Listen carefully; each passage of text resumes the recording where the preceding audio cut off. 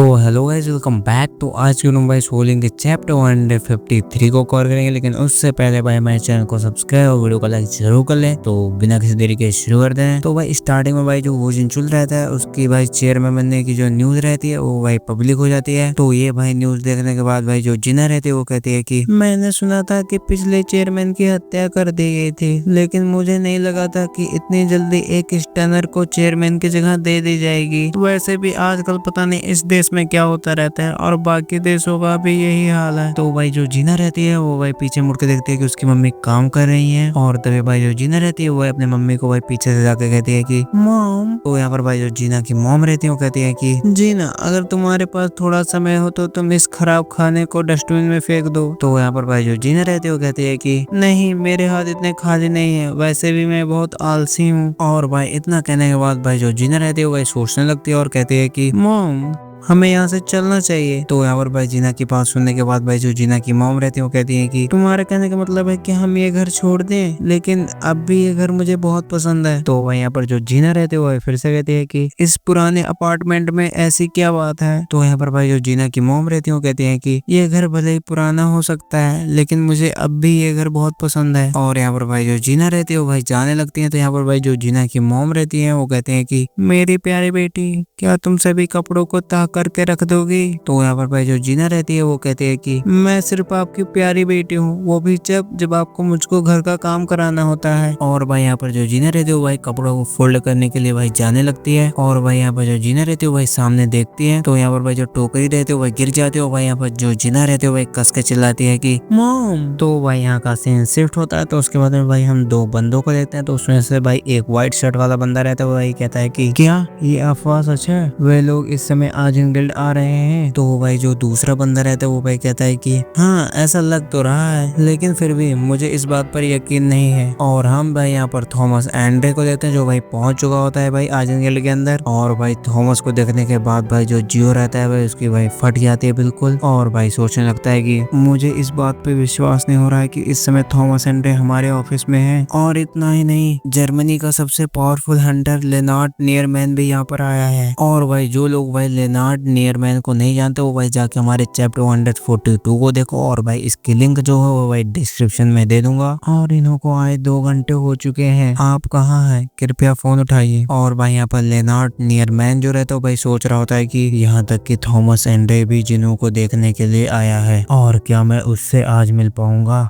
और उसके बाद भाई जो थॉमस और जियो रहते हैं वो भाई कुछ बातें करते हैं। तो यहाँ पर भाई जो जिनू रहता है वो भाई गेट खोलते हुए कहता है कि मैं वापस आ गया। और भाई जो हमारा जिनू रहता है वो भाई थॉमस को देखने के बाद भाई सोचने लगता है कि मैं सोच ही रहा था कि इतने सारे रिपोर्टर्स नीचे क्या कर रहे हैं, ये सब थॉमस एंडर की वजह से है। वैसे भी मुझे उसके ऑरा की वजह से लग ही रहा था कि वह यही है। और भाई जो हमारा जियो रहता है वो हमारे जिनू से कहता है कि सर, आपने मेरे कॉल्स का जवाब क्यों नहीं दिया। तो यहाँ पर भाई जो जिनू रहता है वो कहता है कि नहीं, मैं थोड़ा व्यस्त था। और तभी भाई जो थॉमस रहता है भाई हमारे जिनू के सामने आकर कहता है कि काफी समय हो गए ना हंटर संग जिनू। और भाई इन दोनों को आमने सामने देख के भाई जो जियो रहता है भाई सोच रहा होता है कि क्या ये दोनों फिर से एक दूसरे से मुकाबला तो नहीं करना चाहते हैं ना। तो यहाँ पर भाई जो जिनू रहता है वो कहता है कि तुमको साउथ कोरिया क्यों आना पड़ा। तो भाई यहाँ पर जो थॉमस रहता है वो कहता है कि मैंने कहा था ना कि जब मेरा हाथ सही हो जाएगा तो हम दोनों साथ में खाना खाएंगे। वैसे भी इसके अलावा मेरे पास तुम्हारे लिए एक गिफ्ट है। तो भाई यहाँ पर जो हमारा जिनू रहता है वो कहता है कि गिफ्ट। तो यहाँ पर भाई जो थॉमस रहता है वो कहता है कि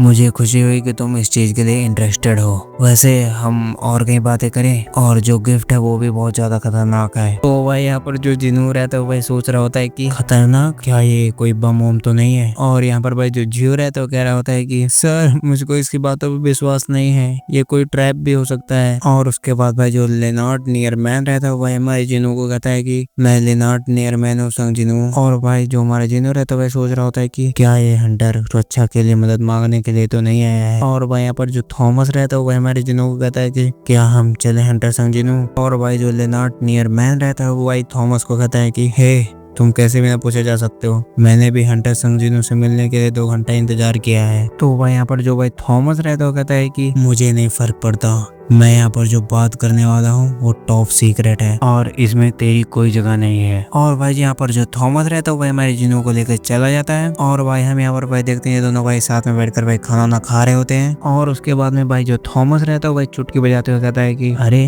तुम्हें नहीं पता कि मैं इस पल का कब से इंतजार कर रहा था।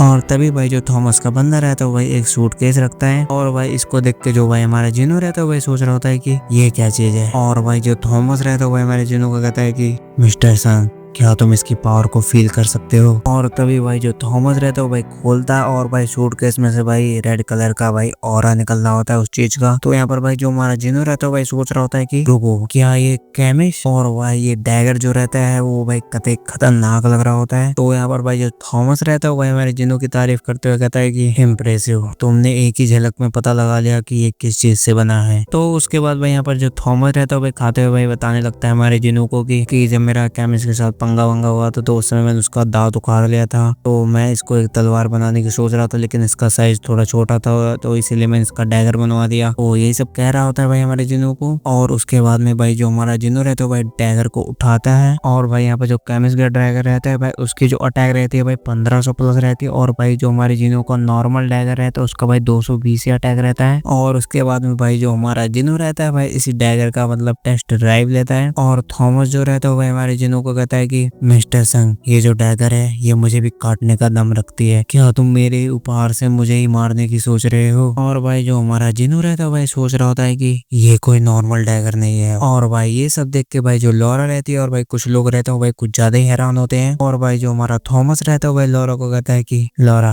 क्या तुम अभी भी सोचते हो कि मैंने कोई गलत डिसीजन लिया है? और भाई यहाँ पर जो लॉरा रहती है भाई इशारों में कहते हैं कि भाई सही डिसीजन है। और ये सब भाई थोड़ी बहुत बातें करते हैं और तभी भाई हमारे जिनू और भाई थॉमस को कुछ मतलब खतरनाक फील होता है। तो भाई यहाँ पर जो थॉमस रहता है वो भाई हमारे जिनू को कहता है कि मिस्टर सन, क्या तुमने भी फील किया? और यहाँ पर भाई जो पब्लिक रहते हो भाई आसमान में देख रही होती है। और भाई हमारा जिनो भी भाई देखकर सोच रहा होता है कि क्या डॉक्टर बेजर कॉन्फ्रेंस में इसी चीज की बात कर रहे थे। और भाई जो लोग भाई डॉक्टर बेजर को नहीं जानते वो भाई जाके देखें चैप्टर 148 जिसकी भी लिंक भाई मैं डिस्क्रिप्शन में दे दूंगा। और भाई यहाँ पर जो हमारा जिनो रहता है और थॉमस वो भाई आसमान में देख रहे होते हैं। तो भाई यहाँ पर जो थॉमस रहता है वो कहता है कि मुझे इस बात पर यकीन नहीं हो रहा है, मैंने आज तक इतनी बड़ी चीज नहीं देखी, यह उससे भी बड़ा है जब केमिस्ट बाहर निकला था। तो इसका मतलब कि अब हमारी जिनसे फाइट होगी वो हमारे समझ के बाहर के रहेंगे। और भाई हम यहाँ पर भाई गेडो देखते हैं जो भाई कतई खतरनाक मतलब कुछ ज्यादा बड़ा होता है। तो यहीं पर चैप्टर होता है खत्म। तो